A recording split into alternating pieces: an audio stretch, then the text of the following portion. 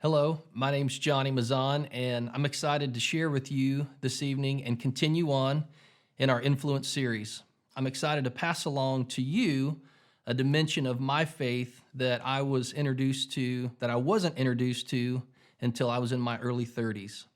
As an older man to a younger man or woman, it's an honor for me to talk to you for just a few minutes about something that has transformed my journey with God and blessed me immensely.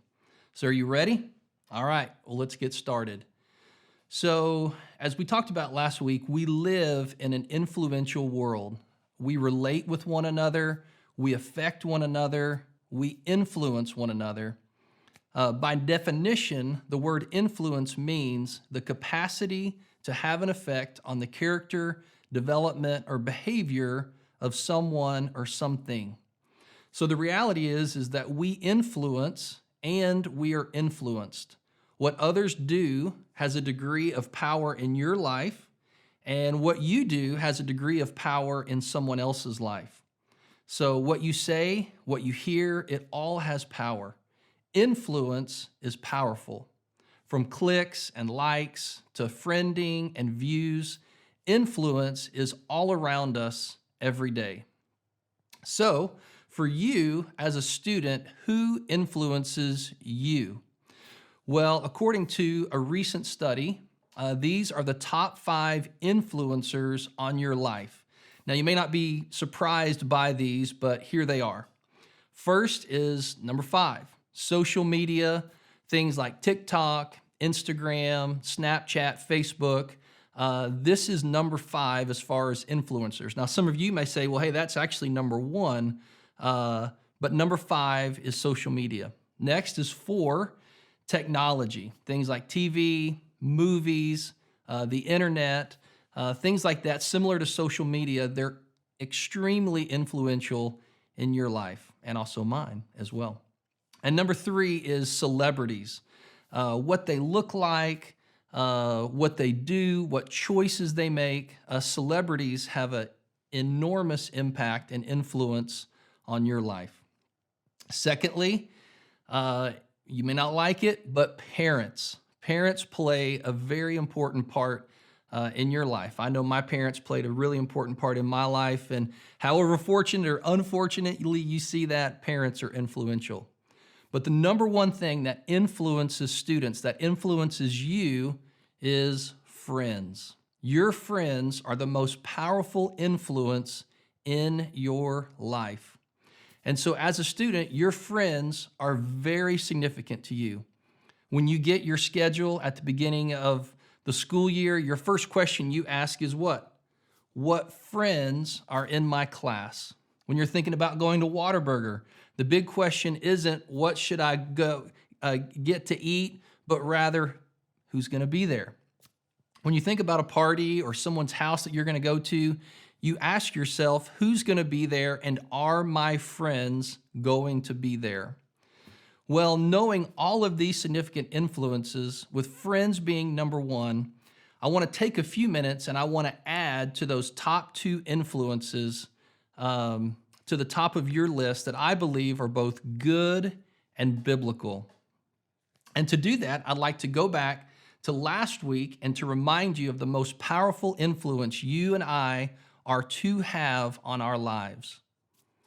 Last week, JR talked about influence and how God is to be the primary influence. God talks a lot about his desire to influence us and for us to literally live our lives with him. So listen to what he says in the Old Testament. This comes from Deuteronomy 6. It's one of JR's banner passages for HSM, and it's personally one of my favorite passages in all of Scripture. But when he talks about influence, this is how God desires to influence you and to influence me. And this is what he says. He says, "Hear, O Israel, the Lord our God, the Lord is one. You shall love the Lord your God with all your heart, with all your soul, and with all your might. And these words that I command you today shall be on your heart. You shall teach them diligently to your children, and you shall talk of them when you sit in your house, when you walk by the way, and when you lie down, and when you rise. You shall bind them as a sign on your hand, and they shall be as frontlets between your eyes. You shall write them on the doorpost of your house and on your gates.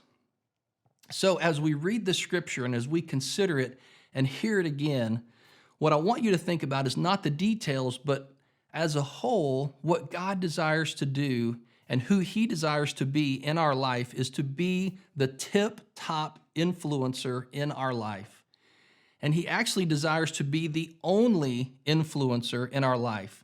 When it says that the Lord our God is one, he's actually saying that he desires to be only in our lives. So not only did God spell that out clearly here, but he also went to great lengths to make it a reality. In short, he didn't just say it, but he did something about it. So God the Father sent his Son to die for you and me, to forgive us, but also he wanted to influence us so much that he put his Spirit inside us to influence our every thought, word, and action if we let him. So check this passage out from John 14. It says this. It says, "And I will ask the Father, and he will give you another helper to be with you forever, even the Spirit of truth, whom the world cannot receive, because it neither sees him nor knows him. You know him, for he dwells with you and will be in you." Now, I don't know about you, but that is influence. Really, really powerful influence, a consuming influence. And that's his heart and hope for us. And that's really good. He desires to be only in our lives as we think about what we let influence us. So that was last week. And now this week, we're talking about the influence of friends. And I hope that this becomes the second in your most influential list. And I quickly want to take these few minutes to plant a big seed in your life and give your life vision for what could be in your life as it relates to friends. And I'd like to maybe even create a new category in your life. And that category is one of spiritual friends. For me, prior to being introduced to spiritual friendship, I didn't know a deeper level of friendship or a relating existed. For me, friendships were simply social, to have fun, to be together. If there was anything deeper, it was typically an accountability friendship where someone asked me questions about my spiritual life to make sure I was doing the things that I was supposed to be doing. Those aren't necessarily bad, but within each of us, there is more. A deeper way to relate is possible. So let's begin with this statement that springboards from last week and gives us a summary of this week and introduces this new category to us. And it's this statement: living from the inside out with God, pursue spiritual friendship with a few, and be a friend to all. So as we just reviewed, God desires to influence us through his Spirit, but also through others. Because God's Spirit is also in others, we have the capacity to know God more, hear from God, and get closer to God through our relationship with others. And this is the idea of spiritual friendship. So where did spiritual friendship begin? Is this something that I'm just pulling out of the air? Absolutely not. I believe it comes from God himself, and it was how he chose to relate when he was here himself. You see, Jesus, he came to save, change, influence the world while he was here, and he chose to do that through close relationships. Certainly, Jesus influenced the masses, but he was closest with how many? 12. And he was even closer with 3, Peter, James, and John. And he was even closest with one more, John himself. And through these close relationships, Jesus communicated and lived out his mission in these spiritual friendships. So you're asking, all right, what is a spiritual friendship? What is this kind of relating that Jesus gave to us and demonstrated for us? Well, I have a little simple definition for you, and it's this: spiritual friendships move beyond the casual conversation of celebrity news, the social media latest, everyday activities, and even beyond accountability to deeper conversations where sincere questions are asked, listening really happens, and a truer exchange of life occurs. Now, as you get in your groups, you may want to read that again. That was a whole lot of words. But I think that's a simple definition for you to kind of wrap around in terms of this new category, potentially in your life, of spiritual friendships. So, as you think about that, what's the goal of a spiritual friendship? Well, I believe that this goal is both scriptural, but also from my own journey. I would say this is the point, that the goal of spiritual friendships is to encourage one another to know, love, and trust God more and become more like His Son through deep conversation and relationship with one another. And so really, I think that's God's heart, is for us to know Him and become like Him. And we can do that in friendship by sharing life together and relating well with one another. Whenever I had the opportunity a number of years ago to sit down with one of my mentors, one night we were discussing one of his deep friendships and one of his closest friendships. And we started talking about that. And I said, what is it that makes that relationship so special, that makes it a spiritual friendship? And he said, really, I think there's two things about it. He says, one, we have a common vision. We view life and faith in pretty much the same way. Now, do we view everything the same way? No. But in terms of Scripture, in terms of our faith, we pretty much view life the same way. And I think that's really important in a spiritual friendship.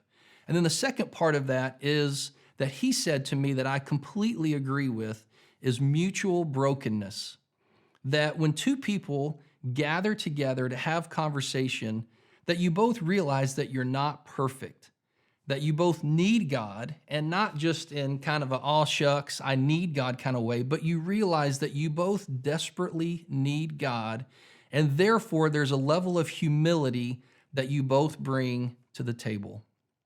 So if you say to yourself, all right, I'm in, I want to try to take a friendship to a deeper level, to not just be about news, politics, and weather, or accountability, but even further, I want to begin a spiritual friendship. What I would say to you is possibly these three things. First is to be willing to enter in to deeper conversation. I think that really requires a level of humility, but also being willing to share your life with another. Secondly, I would say to listen well. Listen both to what another is sharing to you, but also listen to what the Spirit might be sharing as that person is sharing with you. Thirdly, I would encourage you maybe just to begin the conversation with this simple but inviting question. What is God up to in your life? When I hear that question, it doesn't sound threatening, but yet inviting for two people to share together. And last, let's return to our statement for this week and hit the last portion together. Our statement says, living from the inside out with God, pursue spiritual friendship, as we've discussed, with a few, and be a friend to all. God's heart for us is to influence as He leads us. I believe He longs for us to have close friendship with a few, but not to the exclusion of others. He still longs for us to interact with others, influence others, be friends with others as God puts others in your life. So just to wrap it up, I have been blessed in my life to have 3 close spiritual friendships. And my hope and prayer is that God would place those friendships in your life so that through them you can know God more and become more like His Son. Thanks so much, HSM, for letting me share with you, and I really hope you enjoy your time in your groups.